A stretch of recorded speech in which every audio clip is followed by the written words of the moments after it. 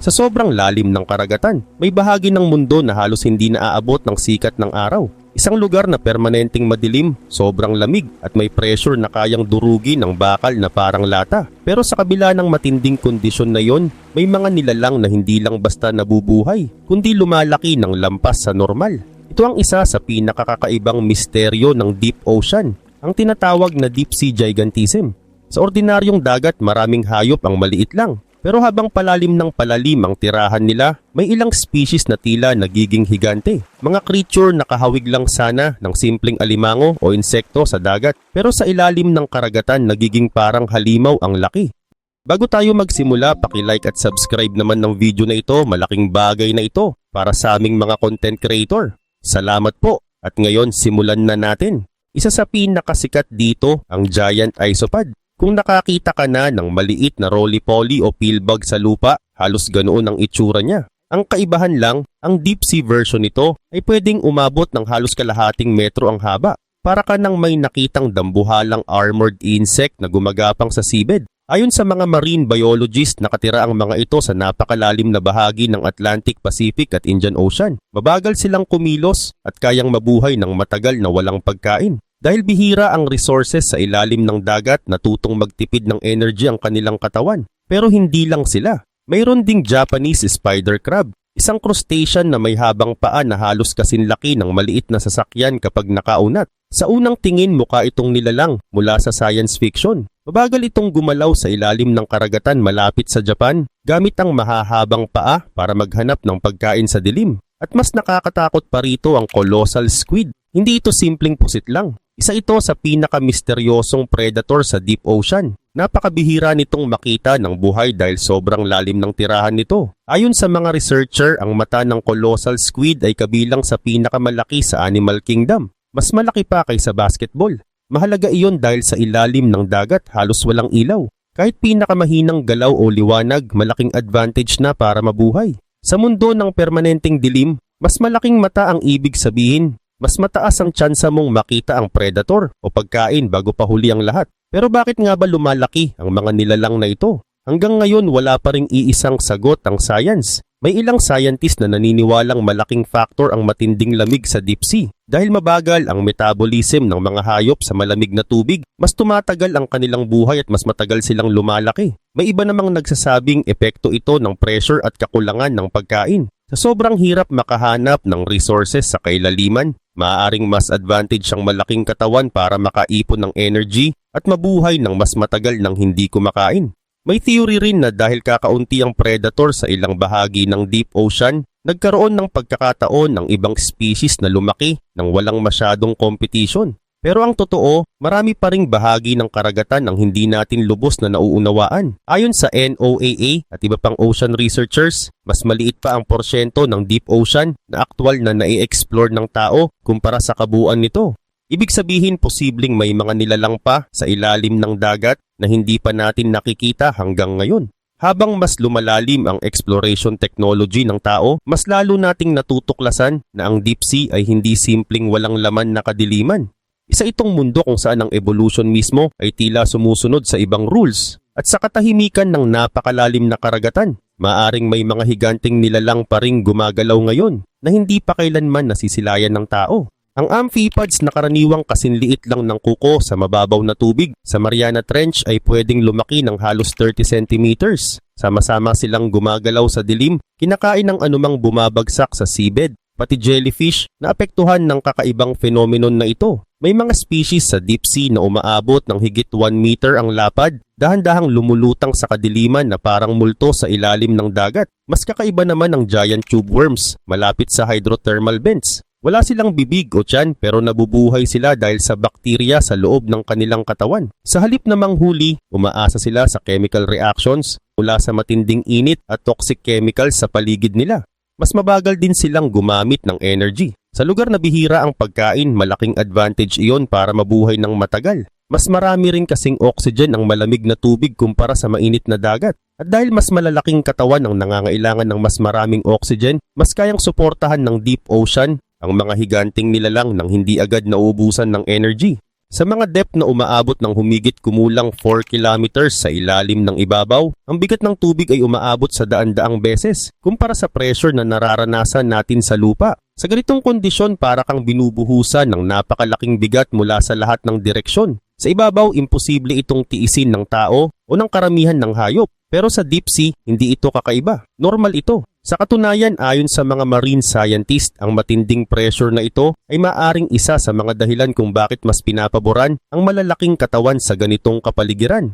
Sa maliliit na organismo, mas exposed ang kanilang surface kumpara sa laman ng katawan nila. Kaya mas ramdam ng bawat cell ang epekto ng external force. Pero sa mas malalaking katawan, mas balanced ang distribution ng pressure, kaya mas stable ang internal structure nila. Dito rin pumapasok ang isang obserbasyon sa biology na matagal nang napapansin sa malamig na rehiyon. Ang mas malalaking hayop ay mas epektibong nakakapag-retain ng init kumpara sa maliliit. Sa isang lugar na halos nagyayelo ang temperatura, kahit maliit na advantage sa heat retention ay maaaring magbigay ng mas mataas na tsansa ng survival. Pero kahit gaano ka-stable ang katawan o ka-efficient ang biology, may mas malaking limitasyon pa rin sa buhay sa ilalim ng dagat, ang pagkain. Sa ibabaw ng karagatan, ang buhay ay pinapagana ng araw. Ang mga microscopic na halaman sa dagat ay gumagawa ng energy at mula doon umaakyat ang pagkain sa food chain. Pero sa lalim na lampas 1,000 meters, wala nang liwanag na sapat para sa ganitong proseso. Wala nang tuloy-tuloy na pinanggagalingan ng bagong energy. Ang natitira na lang ay mga bumabagsak mula sa itaas. Tinatawag ito ng mga scientist na marine snow, maliliit na piraso ng organic matter na dahan-dahang lumulubog mula sa mas mataas na bahagi ng dagat. Maaaring ito ay natitirang plankton, dumi ng isda, o maliliit na debris mula sa mga patay na organismo. Sa paglalakbay nito pababa, unti-unti itong nauubos ng ibang nilalang, kaya pagdating sa pinakaibaba, kaunti na lang talaga ang natitira. Minsan, mas malaking regalo ang bumabagsak, isang patay na isda, pusit o kahit balyena. Kapag nangyari ito, nagiging sentro ito ng buhay sa loob ng mahabang panahon dahil maraming species ang sabay-sabay na umaasa sa isang biglaang pinagmumulan ng pagkain. Sa ganitong sistema, hindi regular ang pagkain, hindi rin predictable. Kaya ang buhay dito ay kailangang mag-adjust sa matagal na paghihintay, biglaang feast at matinding kakulangan. May mga lugar na parang oasis sa gitna ng disyerto pero sa halip na tubig at halaman, ang umiikot dito ay limitadong pagkain at mabagal na buhay. Sa ganitong kondisyon, hindi bilis ang susi sa survival kundi efficiency at pagtitiis. Dito mas nangingibabaw ang mga organismong mabagal lumaki pero matagal mabuhay.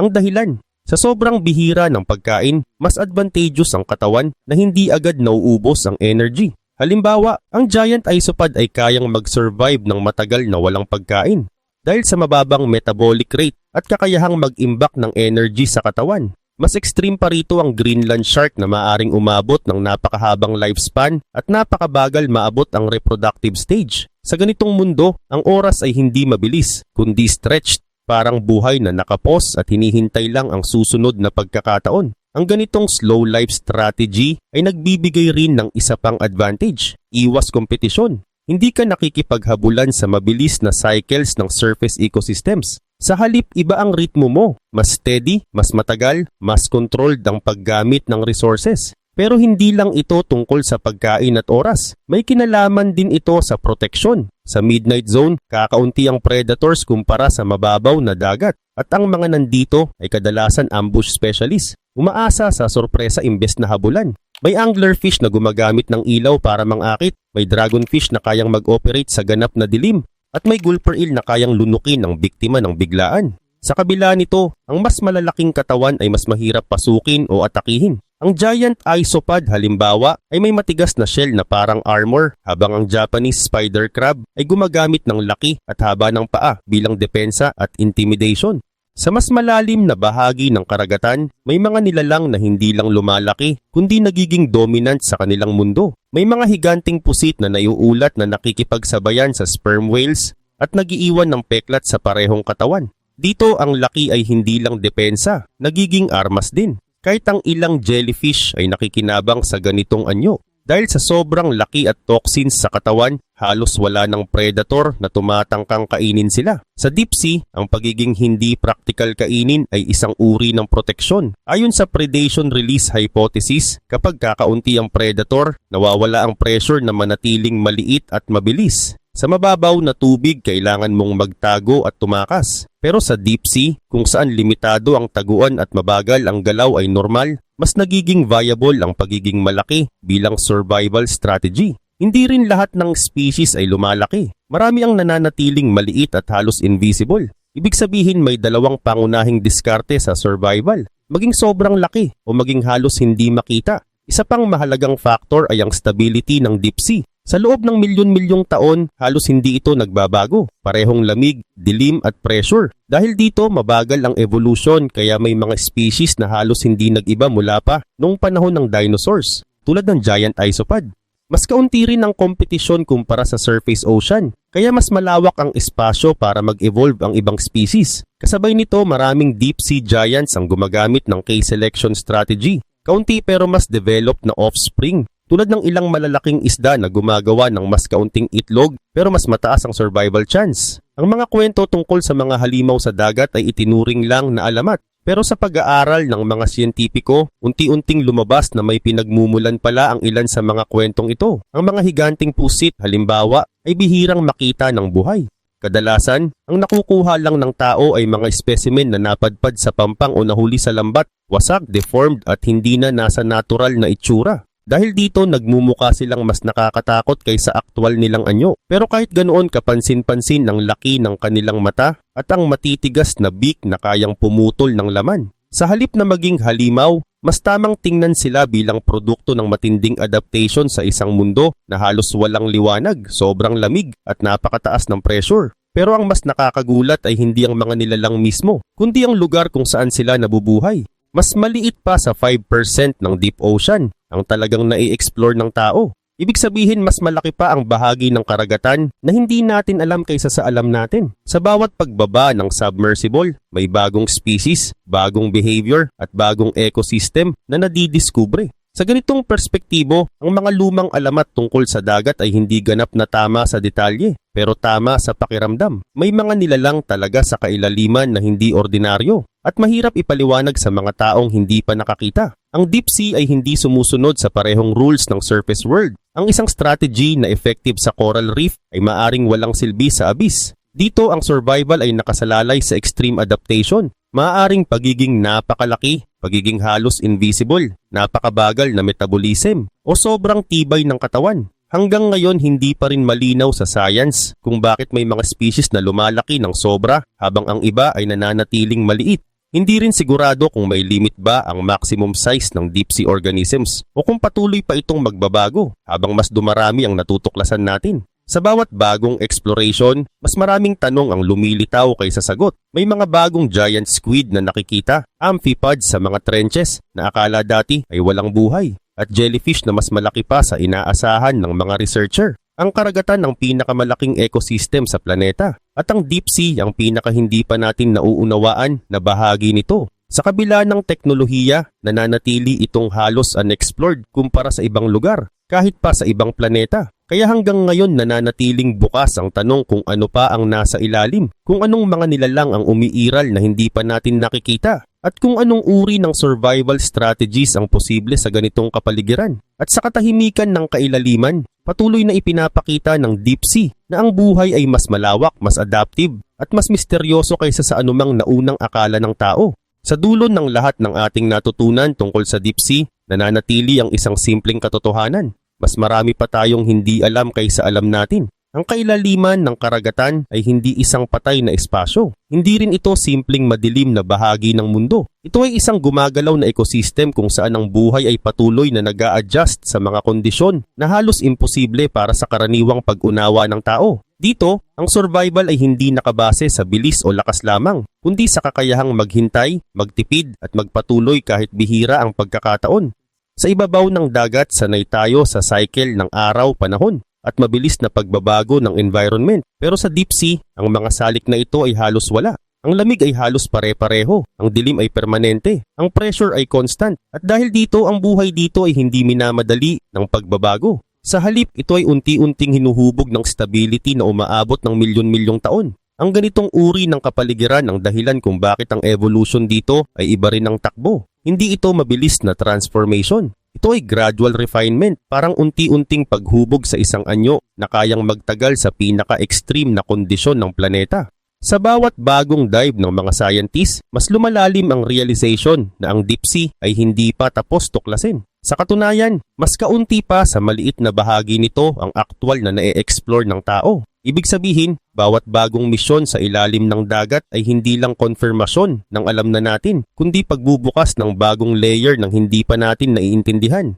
At dito nagiging malinaw ang mas malaking larawan. Ang karagatan ay hindi lang bahagi ng Earth.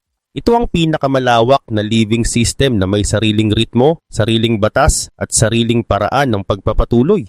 Ang mga nilalang dito ay hindi halimaw at hindi rin simpleng kakaiba. Sila ay mga halimbawa ng kung gaano kalayo ang kayang marating ng buhay kapag pinilit itong mag-adapt sa pinaka hindi pamilyar na kondisyon. At sa katahimikan ng kailaliman, patuloy na umiiral ang isang mundo na hindi natin nakikita araw-araw. Isang mundo na hindi humihinto, hindi nagmamadali at hindi pa rin ganap na nabubuksan sa ating pag-unawa. Hanggang ngayon, nananatili itong paalala na ang pinakadakilang bahagi ng ating planeta ay hindi nasa ibabaw, kundi nasa ilalim. Tahimik, malalim at patuloy na nagtatago ng mga sagot na dahan-dahan pa lang nating natutuklasan.